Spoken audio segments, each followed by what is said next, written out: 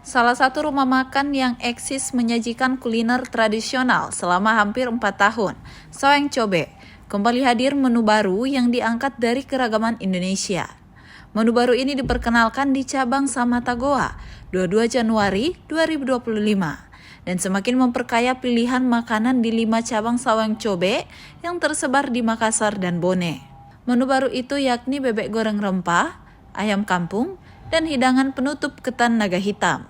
Menurut General Manager Saweng Cobe, Nurcaya Amir, SE, menu-menu tersebut hadir salah satunya karena permintaan pelanggan. Jadi kami terinspirasi ini karena memang kita ada proses dibawa di lapangan itu, kalau berhadapan dengan customer selalu menanyakan, kan sementara itu ayam kampung, kalau bebek ada.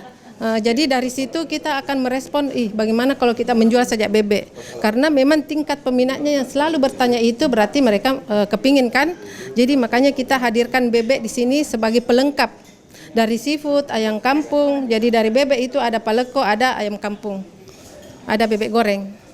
Untuk mencoba menu baru ini, pelanggan dapat menikmati hidangan bebek goreng rempah dengan harga Rp125.000 per ekor. Untuk olahan ayam kampung Rp23.000 per potong atau Rp120.000 per ekor.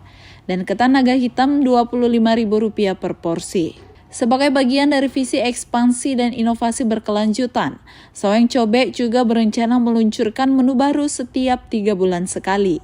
Juga menjalin kolaborasi dengan berbagai pihak, diantaranya PLN, Kantor Gubernur, UNM, UIN Alauddin, dan Universitas Hasanuddin. Selain fokus pada inovasi menu, Saweng Cobe juga merencanakan ekspansi ke kota besar seperti Yogyakarta dan Jakarta. Dikatakan owner Saweng Cobe Ibrahim Bija STMM, selain membuka beberapa cabang di kota Makassar, pihaknya melakukan penjajakan dengan investor untuk menghadirkan Saweng Cobe di kota Yogyakarta.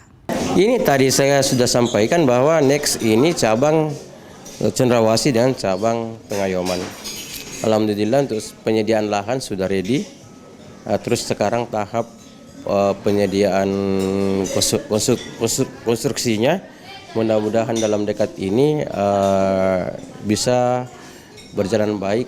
Ini kita belum gas karena masih musim hujan.